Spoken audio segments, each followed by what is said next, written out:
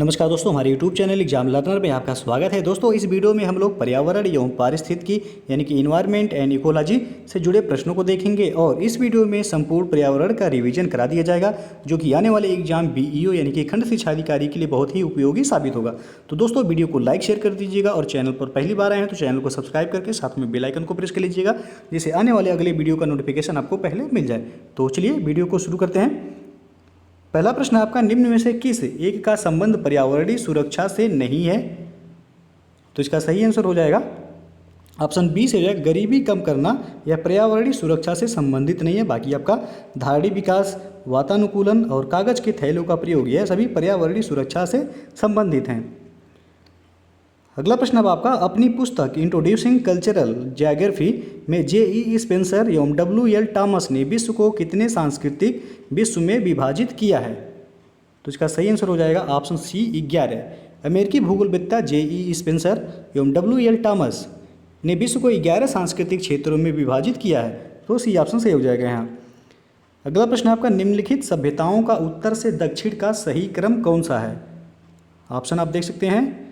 तो यहाँ जो सही हो जाएगा ऑप्शन डी से हो जाएगा, एज़टेक, माया, मुइस्का और इंका। ये जो है सभ्यताओं का सही क्रम है। कई बार परीक्षा में पूछा गया है, तो याद रखिएगा इसे आप लोग। अगला प्रश्न है अब आपका, भारत में पर्यावरण संरक्षण अधिनियम पारित हुआ किस वर्ष?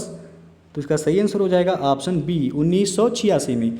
पर्यावरण संरक्षण अधिनियम भारत में वर्ष 1986 में पारित हुआ था। यह संपूर्ण भारत में जो है आपका लागू है। और अगला क्वेश्चन है, विश्व पर्यावरण दिवस मनाया जाता है किस तारीख को? तो यह 5 जून को मनाया जाता है, आप सभी लोगों को पता होगा। अगला क्वेश्चन है आपका, पृथ्वी शिखर सम्मेलन का आयोजन किया गया था। तो इसका सही आंसर हो जाएगा ऑप्शन बी रियो में। संयुक्त राष्ट्र संघ द्वारा पर्यावरण एवं सतत विकास पर पहला पृथ्वी शिखर सम्मेलन 1992 में रियो डी जेनेरियो, जो कि ब्राज़ील में है, का आयोजन हुआ था। और जून 2012 में जो है पृथ्वी शिखर सम्मेलन का आयोजन पुनः रियो डी जेनेरियो ब्राज़ील में किया गया, जिसका शीर्षक था रियो+20। रियो+20 यानी कि 20 वर्ष बाद जो है आयोजित किया गया था, इसलिए रियो+20 किया गया। अगला प्रश्न आपका, वातावरण में सर्वाधिक प्रतिशत है? तो इसका सही आंसर हो जाएगा ऑप्शन सी नाइट्रोजन का। कितना प्रतिशत है? तो 78.08% जो है सी ऑप्शन आपका सही हो जाएगा कि वातावरण में सर्वाधिक प्रतिशत किसका है? तो नाइट्रोजन का। ऑक्सीजन का बात करें तो ऑक्सीजन जो है लगभग 21% पाया जाता है।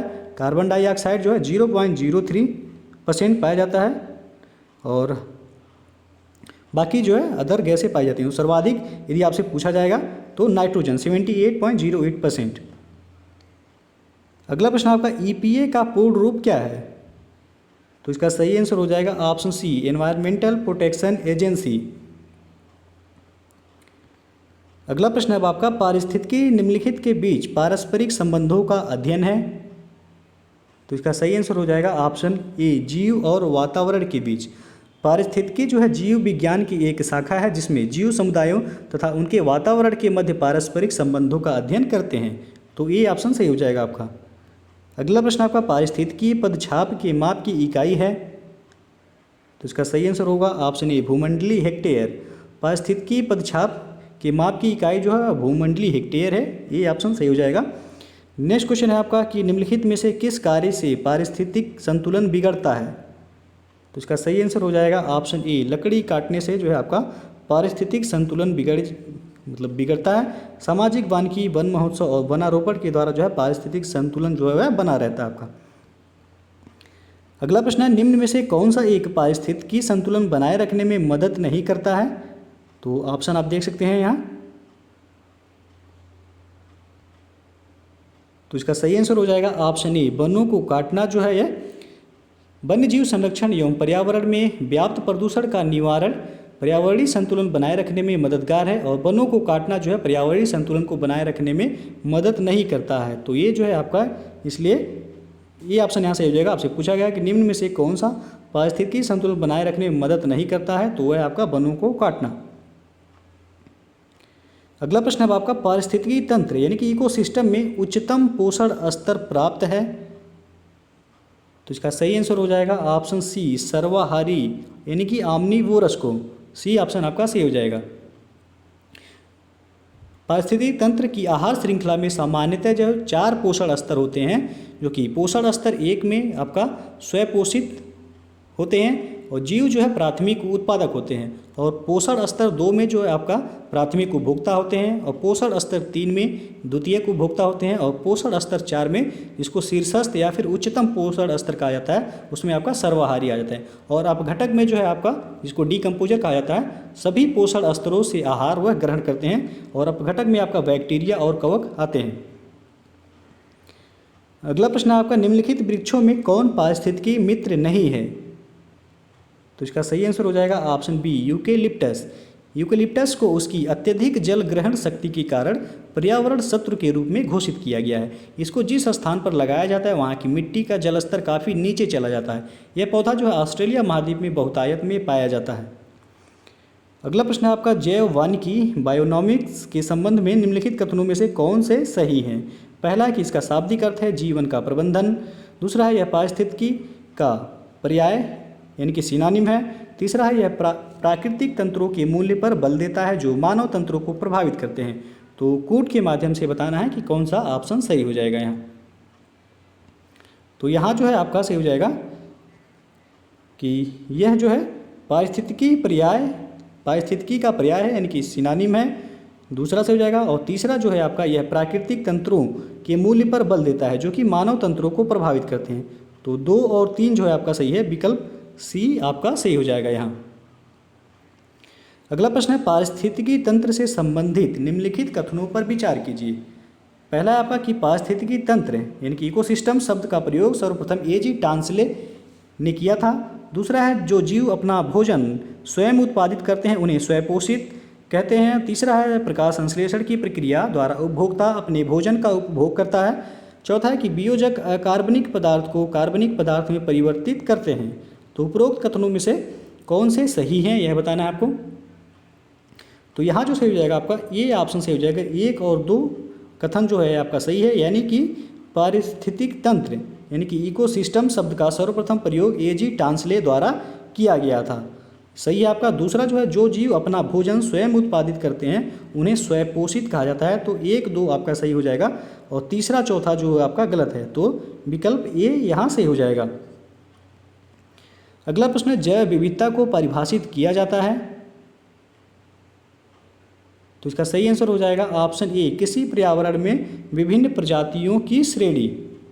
किसी पारिस्थितिक तंत्र में विद्यमान सजीव प्राणियों जैसे आपका पौधा और जंतु की विविधता को ही जो है जैव विविधता के रूप में परिभाषित किया गया है। अगला क्वेश्चन है आपका, भारतीय राष्ट्रीय जैविक विविधता प्राधिकरण स्थापित किया गया। तो इसका सही आंसर होगा ऑप्शन ए, 2003 चेन्नई में। जैव विविधता अधिनियम 2002 के प्रावधानों को कार्यान्वित करने के उद्देश्य से भारतीय राष्ट्रीय जैविक विविधता प्राधिकरण की स्थापना वर्ष 2003 में की गई थी। इसका मुख्यालय चेन्नई तमिलनाडु में स्थित है। अगला प्रश्न है, निम्नलिखित में से कौन एक यूनेस्को द्वारा प्रमाणित यानी कि क्षेत्रफल की दृष्टि से भारत की बृहत्तम जैवमंडलीय निधि है? तो इसका सही आंसर हो जाएगा ऑप्शन डी, मन्नार की खाड़ी। और अगला प्रश्न है आपका, भारतीय संसद द्वारा जैव विविधता अधिनियम पारित किया गया था किस सन में? तो इसका सही आंसर हो जाएगा ऑप्शन बी, दिसंबर 2002 में। बी ऑप्शन सही हो जाएगा। अगला प्रश्न है आपका, जैव विविधता पर संयुक्त राष्ट्र सम्मेलन के दलों का 10वां सम्मेलन आयोजित किया गया था कहाँ पर? तो यह नागोया जापान में आयोजित किया गया था। सी ऑप्शन आपका सही हो जाएगा। अगला प्रश्न आपका, जैव विविधता के संदर्भ में निम्नलिखित में से कौन सा क्षेत्र हॉट स्पॉट माना जाता है? तो इसका सही आंसर हो जाएगा ऑप्शन बी, पूर्वी हिमालय। और ऑप्शन में जो है यदि पश्चिमी घाट रहेगा तो भी सही हो जाएगा। तो पश्चिमी घाट जो है आपका हॉट स्पॉट है और पूर्वी हिमालय भी जो है, तो ऑप्शन में है बी सही हो जाएगा यहाँ। अगला प्रश्न आपका, निम्नलिखित में से कौन सा भारत सरकार की जलवायु कार्य योजना क्लाइमेट एक्शन प्लान के 8 मिशन में सम्मिलित नहीं किया गया था? तो इसका सही आंसर हो जाएगा ऑप्शन बी, आणविक ऊर्जा। 30 जून 2008 को जलवायु परिवर्तन पर भारत की राष्ट्रीय कार्य योजना का शुभारंभ किया गया था। राष्ट्रीय कार्य योजना 8 राष्ट्रीय मिशनों पर ध्यान केंद्रित करती है, जिनका जो है आप देख सकते हैं कि वह राष्ट्रीय सौर ऊर्जा मिशन, भी कार्य करती है। ऊर्जा दक्षता के लिए राष्ट्रीय मिशन, अस्थायी निवास स्थान पर राष्ट्रीय मिशन, राष्ट्रीय जल मिशन, हिमालय का पारिस्थितिकी तंत्र बनाए रखने के लिए राष्ट्रीय मिशन, राष्ट्रीय ग्रीन इंडिया मिशन, जलवायु परिवर्तन के लिए रणनीतिक ज्ञान संबंधी राष्ट्रीय मिशन और सतत कृषि के लिए राष्ट्रीय मिशन। तो इन 8 क्षेत्रों में जो है वह कार्य करती है। तो बी जो है यहाँ इसमें शामिल नहीं है। अगला प्रश्न आपका, निम्नलिखित कथनों में से कौन सा सीडीएम के लिए सत्य नहीं है? तो इसका सही आंसर हो जाएगा आपका ऑप्शन डी। यह विकसित देशों को विकासशील देशों की परियोजनाओं में पूंजी लगाने का निषेध करता है। सीडीएम यानी कि clean development mechanism global warming में कमी के लिए हरित गृह गैस उत्सर्जन को नियंत्रित करने की एक प्रणाली है जो कि क्योटो प्रोटोकॉल के तहत सामने आई थी। इसके अंतर्गत वनीकरण, कार्बन सिंक, अन्य देशों में कार्बन न्यूनीकरण की परियोजनाएं आदि आती हैं और यह वैश्विक तापन को कम करने में सहायक है। इस प्रणाली के तहत विकसित देश विकासशील देशों में कार्बन उत्सर्जन कम करने वाली परियोजनाओं में पूंजी लगाकर कार्बन क्रेडिट प्राप्त कर सकते हैं। तो डी ऑप्शन जो है यहाँ का सही हो जाएगा। अगला प्रश्न है, भूमंडलीय उष्णता यानी कि ग्लोबल वार्मिंग के परिणाम स्वरूप पहला दिया गया कि सार्वभौमिक संपर्क बेहतर हो गए, दूसरा हिमनदी द्रवीभूत होने लगी, तीसरा है कि समय से पूर्व आम में बौर आने लगा, चौथा है स्वास्थ्य पर कुप्रभाव पड़ा। तो निम्नलिखित कोड से सही उत्तर चुनिए। तो इसका सही जो आंसर हो जाएगा, आप देख सकते हैं विकल्प देख लीजिए यहाँ, तो बी ऑप्शन जो है यहाँ आपका सही हो जाएगा। 2, 3 और 4 यानी कि ग्लोबल वार्मिंग के फलस्वरूप जो है आपका हिमनदी द्रवीभूत होने लगे यानी कि वह पिघलने लगे और समय से पूर्व आम में बौर आने लगे और जो है स्वास्थ्य पर कुप्रभाव पड़ा। पहला जो है आपका गलत हो जाएगा कि सार्वभौमिक संपर्क बेहतर हो गए, ये गलत है। तो 2, 3, 4 यानी कि विकल्प बी जो है वह आपका सही हो जाएगा। अगला प्रश्न है आपका कि ओजोन परत अवस्थित है किस मंडल में? तो इसका सही आंसर हो जाएगा ऑप्शन बी, समताप मंडल, जिसको स्ट्रेटोस्फियर भी कहा जाता है। तो बी ऑप्शन आपका सही हो जाएगा। अगला प्रश्न, निम्नलिखित में से कौन सी गैस ओजोन परत के ह्रास के लिए उत्तरदायी है? तो इसका सही आंसर हो जाएगा ऑप्शन बी, क्लोरोफ्लोरोकार्बन। और आपको बता दें कि ग्रीन हाउस प्रभाव में जो है सर्वाधिक योगदान देने वाली गैस जो है वह आपका जलवाष्प है, उसके बाद कार्बन डाइऑक्साइड होता है, उसके बाद मीथेन, फिर जो है ओजोन होता है। तो ये चीज़ जो है फैक्ट आप लोग याद रखिएगा कि ग्रीन हाउस प्रभाव में सर्वाधिक योगदान देने वाली गैस कौन सी है? तो वह आपका जलवाष्प है। प्रश्न जो है पूछा जाता है। अगला प्रश्न है आपका कि कथन ये दिया गया है, ओजोन जैविक जीवन के लिए परमावश्यक है। कारण है कि ओजोन परत पृथ्वी को उच्च ऊर्जा विकिरण से संरक्षित करती है। तो नीचे दिए गए कोड से सही विकल्प का चयन कीजिए।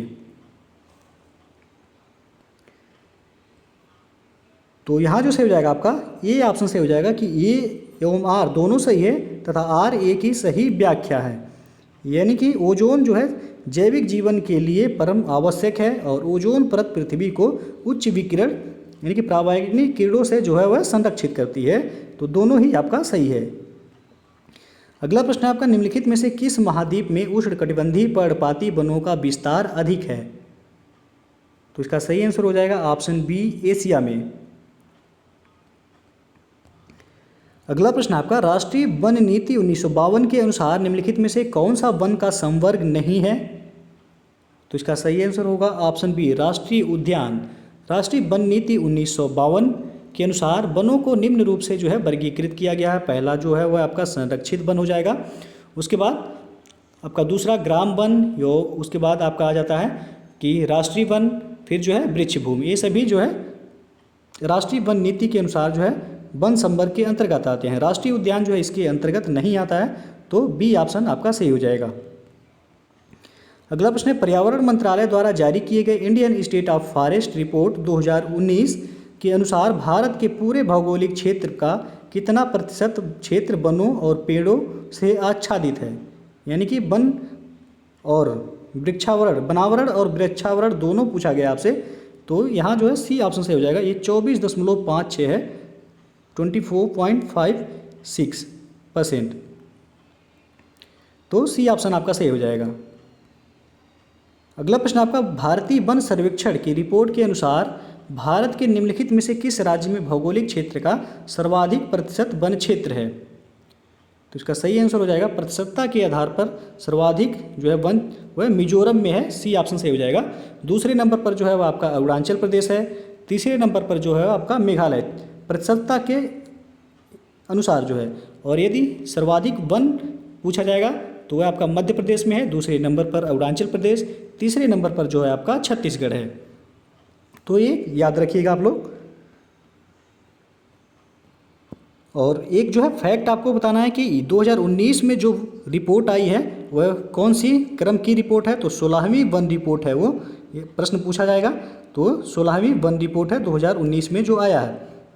इसमें जो है आपका बनावरण जो है कुल कितना है, यदि केवल बनावरण पूछा जाएगा भारत में तो वह 21.67% है। और बनावरण प्लस वृक्षावरण दोनों यदि पूछा जाएगा तो वह 24.56% है। तो ये चीज़ें जो है याद रखिएगा। और सर्वाधिक वृद्धि करने वनों में सर्वाधिक वृद्धि करने वाला जो राज्य कौन सा है, तो वह कर्नाटक है 16वीं वन रिपोर्ट के अनुसार। और सर्वाधिक वन जो है किस राज्य में है, तो वह आपका मध्य प्रदेश में है सर्वाधिक वन। दूसरे नंबर पर आपका है अरुणाचल प्रदेश, तीसरे नंबर पर छत्तीसगढ़। और यदि प्रतिशतता के अनुसार पूछा जाएगा तो मिजोरम जो है वह सर्वाधिक प्रतिशतता के अनुसार जो है सर्वाधिक वन क्षेत्रफल वाला राज्य है। उसके बाद अरुणाचल प्रदेश है दूसरे नंबर पर, तीसरे नंबर पर जो है आपका मेघालय। तो ये चीज़ें आपको याद रखना है। और उत्तर प्रदेश की बात करें तो उत्तर प्रदेश में बनावरण जो है वह आपका उत्तर प्रदेश में बनावरण जो है 6.15% है। तो ये याद रखिएगा। और बनावरण प्लस वृक्षावरण दोनों यदि पूछ लिया जाएगा तो 9.20% ये हो जाएगा आपका उत्तर प्रदेश का। अगला प्रश्न आप देखते हैं, भारत के निम्नलिखित में से कौन नगर वृक्षारोपण में विशिष्टता रखता है, तो इसका सही आंसर हो जाएगा ऑप्शन डी वालपराई। और अगला प्रश्न आपका, राष्ट्रीय वन नीति के मुख्य उद्देश्य क्या थे, नीचे दिए गए कोड से अपना उत्तर चुनें। तो पहला दिया गया है कि पारिस्थितिक संतुलन को सुनिश्चित करना, दूसरा है सामाजिक वानिकी को प्रोत्साहन देना, तीसरा है देश की कुल भूमि का 1/3 वनाच्छादित करना, और चौथा है वन प्रबंधन में जन सामुदायिक सहभागिता को प्रोत्साहित करना। तो आपको बताना है कि कोड के माध्यम से कौन सा विकल्प सही हो जाएगा यहाँ। तो यहाँ जो सही हो जाएगा डी ऑप्शन सही हो जाएगा, 2 और 3 वह आपका सही है, यानी कि सामाजिक वानिकी को प्रोत्साहन देना और देश की कुल भूमि का 1/3 वनाच्छादित करना। तो ये आपका सही हो जाएगा। अगला प्रश्न आपका, कुल भौगोलिक क्षेत्रफल के संदर्भ में वनों का उच्चतम प्रतिशत मिलता है कहाँ पर, तो यह मिजोरम में, अभी हम बताए हैं, डी ऑप्शन सही हो जाएगा।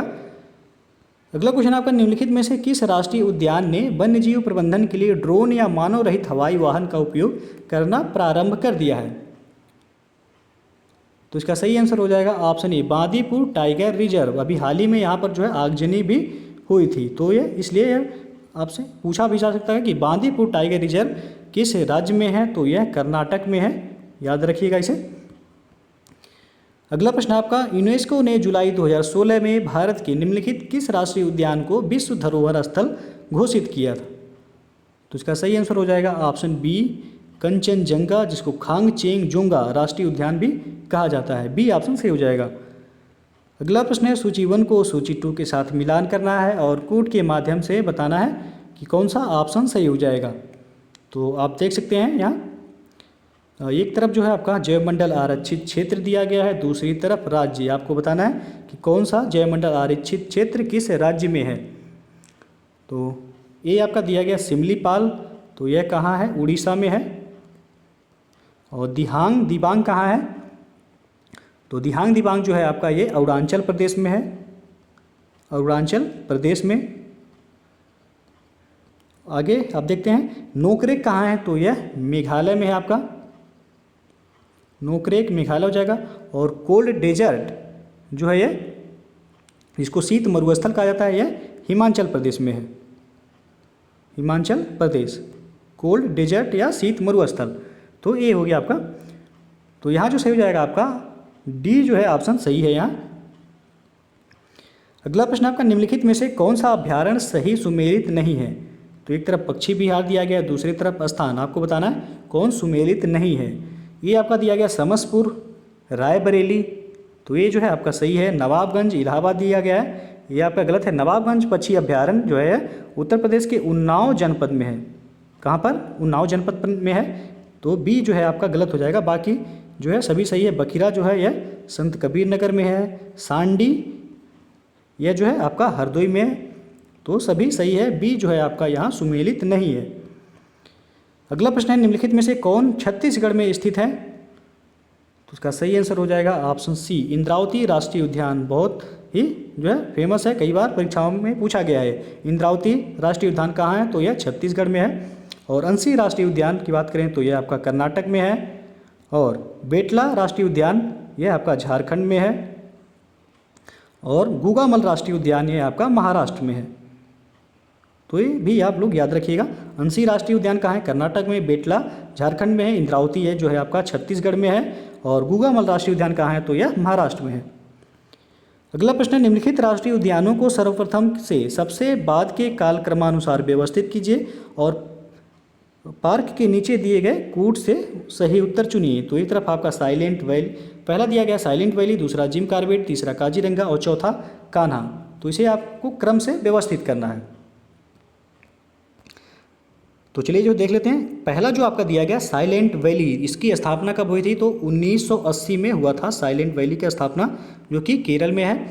और जिम कॉर्बेट दूसरा दिया गया है आपका, तो जिम कॉर्बेट की स्थापना 1936 में हुआ था। तीसरा आपका दिया गया है काजीरंगा, काजीरंगा की स्थापना 1974 में हुआ था। कान्हा दिया गया है, तो कान्हा का स्थापना जो हुआ था 1955 में हुआ था। तो कालानुक्रम में आप व्यवस्थित करें तो सबसे पहले आप देख सकते हैं कि आपका हो जाएगा जिम कॉर्बेट हो जाएगा 1936 यानी कि दूसरा। और उसके बाद हो जाएगा आपका 1955 हो जाएगा कान्हा। उसके बाद आपका हो जाएगा काजीरंगा, काजीरंगा हो जाएगा आपका 1974। उसके बाद साइलेंट वैली 1980। तो 2 4 3 1 यानी कि विकल्प डी जो है वह सही हो जाएगा आपका, 2 4 3 और 1। अगला प्रश्न है आपका, सूची 1 को सूची 2 के साथ मिलान करना है और कोड के माध्यम से बताना है कि कौन सा ऑप्शन सही हो जाएगा। तो चलिए देखते हैं। पहला आपका दिया गया है नवाबगंज पश्चिम बिहार कहाँ है? तो यह आपका उन्नाव जनपद में है, नवाबगंज पश्चिम बिहार। तो ए का दूसरा हो जाएगा आपका। दूसरा दिया गया है यानी कि बी ओखला पश्चिम बिहार, यह कहाँ है? तो यह गौतम बुद्ध नगर में है। बी का जो है आपका तीसरा हो जाएगा, गौतम बुद्ध नगर में। और सी दिया गया समसपुर पश्चिम बिहार, तो यह आपका रायबरेली में है। सी का हो जाएगा चौथा, बी का तीसरा और सी का जो है चौथा। और डी हो जाएगा आपका पार्वती अरंगा पश्चिम बिहार, कहाँ? गोंडा में। डी का पहला 2 3 4 1 जिस ऑप्शन में होगा वह सही हो जाएगा आपका। तो 2 3 4 1 विकल्प बी जो है आपका सही हो जाएगा। अगला प्रश्न है, अस्कोट वन्यजीव सेंचुरी किस जनपद में है? वह जनपद है, तो आप ऑप्शन देख सकते हैं। तो इसका सही जो आंसर हो जाएगा आपका ऑप्शन डी से हो जाएगा, अस्कोट वन्यजीव। तो यह कहाँ है? तो आपका पिथौरागढ़ में है। अगला प्रश्न आपका, निम्नलिखित ईंधनों में से कौन सा न्यूनतम पर्यावरणीय प्रदूषण उत्पन्न करता है? तो इसका सही आंसर हो जाएगा ऑप्शन सी, हाइड्रोजन। अगला प्रश्न है, water prevention and control of pollution cess act लागू किया गया था किस वर्ष?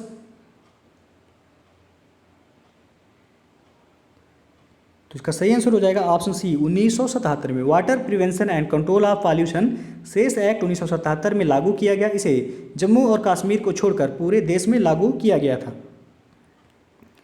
अगला प्रश्न आपका, एशियाई भूरा बादल एशियन ब्राउन क्लाउड 2002 अधिकांशतः फैला था कहाँ पर?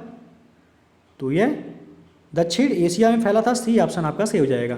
एशियाई भूरा बादल 2002 में अधिकांशतः दक्षिण एशिया में फैला था। यह वस्तुतः प्रदूषण के कारण था और वर्ष 2007 में भी इसकी रिपोर्ट जो है आई थी। अगला प्रश्न आपका, सामान्य स्थितियों में वातावरण में प्रदूषण उत्पन्न करने वाली गैस कौन सी है? इसका सही आंसर हो जाएगा ऑप्शन ए, कार्बन मोनोऑक्साइड, जिसको CO कहा जाता है। कार्बन मोनोऑक्साइड एक प्रमुख प्राथमिक वायु प्रदूषक है जो कि रंगहीन तथा अति विषैली होती है तथा इसकी 90% मात्रा जो है वह प्राकृतिक स्रोतों तथा शेष 10% ईंधन पदार्थों मुख्यतः कोयले के जलने से, स्वचालित वाहनों इत्यादि से वातावरण में मिलती है। अगला प्रश्न है आपका, निम्नलिखित में से कौन वायु प्रदूषक सर्वाधिक हानिकारक है? तो इसका सही आंसर हो जाएगा option D, carbon monoxide CO। अगला प्रश्न आपका, अधूरे प्रज्वलन के कारण मोटर कार एवं सिगरेट से निकलने वाली रंगहीन गैस कौन सी है? तो इसका सही आंसर हो जाएगा option C, carbon monoxide. Motor car तथा सिगरेट के अधूरे प्रज्वलन के कारण निकलने वाली रंगहीन गैस वह कार्बन मोनोऑक्साइड है। यह रक्त के हीमोग्लोबिन के साथ क्रिया करके एक अस्थायी यौगिक बना लेती है, जिससे हीमोग्लोबिन ऑक्सीजन को ऊतकों तक नहीं पहुंचा पाता है। यह मानव स्वास्थ्य के लिए अत्यंत हानिकारक गैस है आपका कार्बन मोनोऑक्साइड गैस। अगला क्वेश्चन आपका, निम्नलिखित में से कौन अम्ल वृष्टि का कारण है? तो इसका सही आंसर हो जाएगा ऑप्शन सी, अम्ल वर्षा का कारण जो है सल्फर डाइऑक्साइड तथा नाइट्रस ऑक्साइड है। अगला प्रश्न है आपका, निम्नलिखित में से कौन सी गैस वायुमंडल में अम्लीय वर्षा की उत्पत्ति के लिए उत्तरदायी है? तो इसका सही आंसर हो जाएगा ऑप्शन डी, SO2 यानी कि सल्फर डाइऑक्साइड। और नेक्स्ट क्वेश्चन आपका, भोपाल गैस त्रासदी मिथाइल आइसोसाइनाइड मिग के रिसाव से हुआ था, यह घटना कब हुई थी? तो इसका सही आंसर हो जाएगा ऑप्शन सी, 3 दिसंबर 1984 को। वो महत्वपूर्ण क्वेश्चन है, कई बार पूछा गया है कि भोपाल गैस कांड या भोपाल गैस त्रासदी कब हुआ था? तो यह 3 दिसंबर 1984 को। और किस गैस के रिसाव से हुआ था यह? तो MIC मिथाइल आइसोसाइनाइड गैस के रिसाव से यह हुआ था। अगला प्रश्न है, भोपाल गैस त्रासदी से संबंधित यौगिक का नाम था? तो अभी हम बताए हैं मिथाइल आइसोसाइनाइड, सी ऑप्शन सही हो जाएगा। अगला प्रश्न है आपका, स्वचालित वाहन निर्वातक का सबसे अविषालु धातु प्रदूषक कौन सा है? तो इसका सही आंसर होगा ऑप्शन बी, लेड। स्वचालित वाहनों में एंटी नॉकिंग एजेंट के रूप में लेड यानी कि सीसा का प्रयोग किया जाता है, और धुएं के साथ विमुक्त ये लेड जो है सबसे अविषालु धातु प्रदूषक होते हैं। लेड के कारण केंद्रीय तंत्रिका तंत्र, मस्तिष्क, पाचन तंत्र इत्यादि जो है वह प्रभावित होते हैं। तो बी ऑप्शन आपका सही हो जाएगा, लेड यानी कि सीसा। अगला प्रश्न है, निम्नलिखित में से कौन सा जैव निम्नीकरणीय है? तो इसका सही आंसर हो जाएगा ऑप्शन डी, रबर। वे पदार्थ जो जैविक प्रक्रम द्वारा अपघटित हो जाते हैं वो जैव निम्नीकरणीय कहलाते हैं। दिए गए विकल्पों में से जो है आपका रबर जो है वह जैव निम्नीकरणीय है, तो डी सही हो जाएगा आपका। और अगला प्रश्न है, निम्नलिखित ईंधनों में से कौन सा न्यूनतम पर्यावरणीय प्रदूषण उत्पन्न करता है? तो यह है आपका हाइड्रोजन, सी विकल्प सही हो जाएगा। और अगला प्रश्न है आपका कि निम्नलिखित कथनों पर विचार कीजिए। कथन ए दिया गया, भारत में वन क्षेत्र का ह्रास भारत के जनांकीय संक्रमण से प्रत्यक्षतः संबंधित रहा है, और कारण आर है कि वन क्षेत्र एवं जनसंख्या वृद्धि में प्रायः नकारात्मक संबंध होता है। तो नीचे दिए गए कोड से सही उत्तर चुनिए। तो इसका सही जो आंसर हो जाएगा ऑप्शन ए सही हो जाएगा कि ए तथा आर दोनों सही है, तथा आर जो है वह ए की व्याख्या करता है। यानी कि भारत में वन क्षेत्र का ह्रास जो है वह भारत के जनांकीय संक्रमण से प्रत्यक्षतः संबंधित रहा है, सही है आपका। और कारण जो है यह भी सही है कि वन क्षेत्र एवं जनसंख्या वृद्धि में प्रायः नकारात्मक संबंध होता है, तो दोनों सही है। तो कथन का जो है व्याख्या भी कर रहा है कारण आर। अगला प्रश्न आपका, निम्न में से किसे दक्षिण गंगोत्री के नाम से जाना जाता है? ऑप्शन आप देख सकते हैं।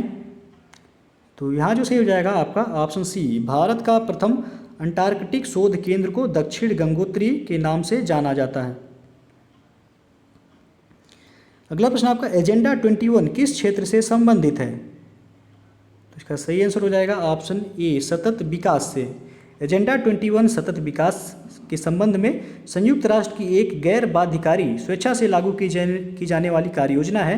यह एक 300 पेज का दस्तावेज है जिसे 40 अध्यायों एवं 4 वर्गों में बांटा गया है। अगला प्रश्न आपका, प्रतिष्ठित टाइलर पुरस्कार किस क्षेत्र में प्रदान किया जाता है? तो इसका सही आंसर हो जाएगा ऑप्शन डी, पर्यावरण सुरक्षा के क्षेत्र में टाइलर पुरस्कार दिया जाता है। अगला प्रश्न आपका, निम्नलिखित नगरों में से किसमें Indian institute of ecology and environment स्थित है? तो इसका सही आंसर हो जाएगा ऑप्शन ए, नई दिल्ली में। अगला प्रश्न है आपका, निम्नलिखित में से कौन सा एक वायु प्रदूषण के जैविक सूचक का कार्य करता है? तो इसका सही आंसर हो जाएगा ऑप्शन ए, लाइकेन। लाइकेन जो है पेड़ों की छालों पर उगे हुए होते हैं, और लाइकेन के शरीर का निर्माण शैवाल तथा कवक के द्वारा होता है। नाइट्रीकरण जीवाणु भूमि की स्वतंत्र नाइट्रोजन को नाइट्रेट में परिवर्तित कर देते हैं और इसे पौधे जड़ों द्वारा खाद के रूप में ग्रहण करते हैं। इसके बदले पौधे इन जीवाणुओं को भोजन एवं रहने के लिए स्थान देते हैं और इस प्रकार इस सहजीविता का प्रभाव पौधों एवं वातावरण पर पड़ता है। और वायु प्रदूषण का सबसे अधिक प्रभाव लाइकेन पर पड़ता है, क्योंकि ये बड़े संवेदनशील होते हैं जो कि प्रदूषण के जैविक सूचक का कार्य करते हैं। तो ये ऑप्शन आपका सही हो जाएगा कि वायु प्रदूषण के जैविक सूचक का कार्य कौन करता है, तो वह लाइकेन करता है। ये ऑप्शन सही हो जाएगा। अगला प्रश्न है, सरसों के बीज के अपमिश्रक के रूप में सामान्यतः निम्नलिखित में से किसे प्रयोग में लाया जाता है? तो इसका सही आंसर हो जाएगा ऑप्शन ए, आर्जीमोन के बीज का प्रयोग। ये ऑप्शन सही हो जाएगा। सरसों के बीज के अपमिश्रक के रूप में जो है सामान्यतः आर्जीमोन के बीज का प्रयोग किया जाता है। आर्जीमोन जो है मैक्सिकाना मैक्सिको में पाई जाने वाली पोस्ते की एक प्रजाति है। सरसों के तेल में इसकी मिलावट से जो है ड्राप्सी नामक महामारी फैल सकती है। तो ये प्रश्न भी पूछा जाता है कि आर्जीमोन के बीज को मिलाने से कौन सी बीमारी जो है फैलती है, तो ड्राप्सी नामक महामारी जो है। अगला प्रश्न है आपका, प्रदूषण युक्त वायुमंडल को निम्न में से किसके द्वारा स्वच्छ किया जाता है? तो इसका सही आंसर होगा ऑप्शन बी, वर्षा के द्वारा। वायुमंडल में वर्षा एवं ओस द्वारा धुआं, धूल एवं गैसीय अपशिष्ट पदार्थों से वायुमंडल को स्वच्छ किया जा सकता है। ऐसे प्रदूषक जिनके कणों का व्यास 2 माइक्रोन से कम होता है वे वर्षा द्वारा वायुमंडल से स्वच्छ नहीं किए जा सकते हैं। अगला प्रश्न आपका, उत्तर प्रदेश में प्रथम बायोटेक पार्क स्थापित किया गया है कहाँ पर? तो यह लखनऊ में स्थापित किया गया है उत्तर प्रदेश का प्रथम बायोटेक पार्क। सी ऑप्शन सही हो जाएगा। अगला प्रश्न आपका, निम्न देशों में से कौन प्रत्येक मास के अंतिम शनिवार को राष्ट्रीय स्वच्छता दिवस मनाता है? तो इसका सही आंसर होगा ऑप्शन सी, सीरा लियोन। इसके पहले भी हम जो है एक बार ये क्वेश्चन जो है पर्यावरण एवं पारिस्थितिकी के वीडियो में जो है आपको बताए थे, उसमें हम जो है गलती से आंसर को फ्रांस बता दिए थे। तो बाद में जो है कमेंट में हम उसको सही भी किए थे, तो उसका आप लोग सही कर लीजिएगा यदि देखे होंगे उस वीडियो को, कि कौन सा देश जो है प्रत्येक मास के अंतिम शनिवार को राष्ट्रीय स्वच्छता दिवस मनाता है। तो वह है आपका सीरा लियोन है, ना कि फ्रांस। सी ऑप्शन जो है सही हो जाएगा वो। अगला प्रश्न आपका, central arid zone research institute स्थित है कहाँ पर? तो उसका सही आंसर हो जाएगा ऑप्शन बी, जोधपुर में। Central arid zone research institute, जिसको काजरी कहा जाता है, शॉर्ट फॉर्म में CAZRI, कहाँ पर है? तो यह जोधपुर राजस्थान में स्थित है। अगला प्रश्न आपका, प्रायद्वीपीय भारत निम्न हिम युगों में से किस युग में हिमानीकृत हुआ? तो यह प्लीस्टोसीन युग में, यानी कि सी ऑप्शन आपका सही हो जाएगा, प्लीस्टोसीन हिम युग। प्लीस्टोसीन युग के जो है विभिन्न समयों में स्थल का अधिकांश भाग वह हिम चादर द्वारा आच्छादित हुआ था और परिणाम स्वरूप हिमनद के अपरदन तथा निक्षेप द्वारा कई नए नए स्थल रूपों का विकास हुआ। पूर्व निर्मित स्थल रूपों में परिवर्तन तथा सुधार हुए, सागर तल में महान परिवर्तन हुए और स्थल भागों में अवतलन तथा उत्थान हुए तथा सागरीय जीव भी पर्याप्त रूप में प्रभावित हुए। तो यहाँ आपसे पूछा गया कि प्रायद्वीपीय भारत निम्न हिम युगों में से किस युग में हिमानीकृत हुआ था? तो वह प्लीस्टोसीन हिम युग में हिमानीकृत हुआ था। सी विकल्प सही हो जाएगा। तो चलिए जो है कुछ टाइगर रिजर्व हैं, जो कि भारत में कुल 50 टाइगर रिजर्व हैं, तो उनको हम लोग देख लेते हैं, जहाँ से प्रश्न जो है आपसे पूछ लिया जाता है कि कौन सा टाइगर रिजर्व कहाँ पर है, किस राज्य में है। तो फटाफट इसको हम लोग जो है देख लेंगे। पहला आपका बांदीपुर टाइगर रिजर्व कहाँ है? तो यह आपका कर्नाटक में है। उसके बाद कार्बेट है आपका उत्तराखंड में। उसके बाद अमनगढ़, जिसको बफर जोन कार्बेट कहा जाता है, उत्तर प्रदेश में है। कान्हा यह आपका मध्य प्रदेश में है। मानस असम में है। और आपका मेलघाट यह महाराष्ट्र में है। और पलामू झारखंड में है। रणथंभौर राजस्थान में है। सिमलीपाल टाइगर रिजर्व भी है, उड़ीसा में है। सुंदरबन पश्चिम बंगाल में है आपका। पेरियार टाइगर रिजर्व जो है आपका केरल में है। सरिस्का राजस्थान में है। बुक्सा यह पश्चिम बंगाल में है। और इंद्रावती यह छत्तीसगढ़ में है आपका। नामदफा यह अरुणाचल प्रदेश में है। उसके बाद दुधवा राष्ट्रीय उद्यान जो है आपका उत्तर प्रदेश में है। कालकाड मुंडनथुरई ये तमिलनाडु में है। वाल्मीकि बिहार में है। पेंच अभ्यारण्य जो है आपका मध्य प्रदेश में है। तदोबा अंधेरी महाराष्ट्र में है। और बांधवगढ़ ये आपका मध्य प्रदेश में है। पन्ना मध्य प्रदेश में है। दंपा ये आपका मिजोरम में है। और आगे आपका भद्रा कर्नाटक में है, कई बार पूछा गया है। पेंच जो है आपका महाराष्ट्र में, पेंच जो है ये 2 राज्यों में है, तो महाराष्ट्र और मध्य प्रदेश।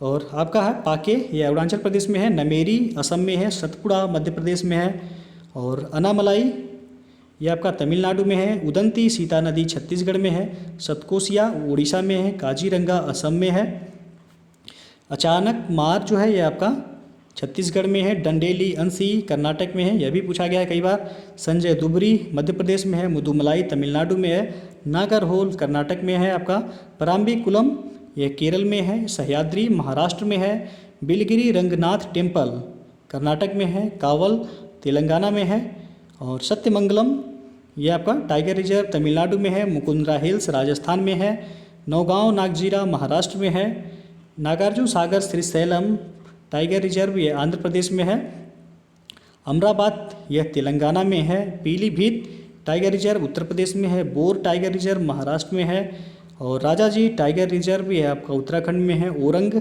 असम में है, और कमलांग अरुणाचल प्रदेश में। तो यह टोटल 50 टाइगर रिजर्व हैं भारत में। और जैव मंडल आरक्षित क्षेत्र पूछा जाएगा तो वह आपके 18 जैव मंडल आरक्षित क्षेत्र हैं पूरे भारत में।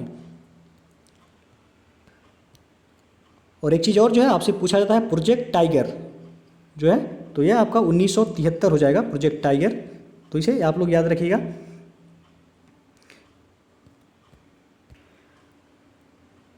तो दोस्तों जो है ये था आपका पर्यावरण एवं पारिस्थितिकी से जुड़े कुछ महत्वपूर्ण प्रश्न। तो यदि वीडियो पसंद आया हो तो लाइक शेयर कर दीजिएगा, और चैनल को अभी तक आप सब्सक्राइब नहीं किए हैं तो चैनल को सब्सक्राइब कर लीजिएगा, साथ में बेल आइकन को भी प्रेस कर लीजिएगा, जिससे आने वाले अगले वीडियो का नोटिफिकेशन आपको पहले मिल जाए। तो वीडियो को पूरा देखने के लिए बहुत बहुत धन्यवाद।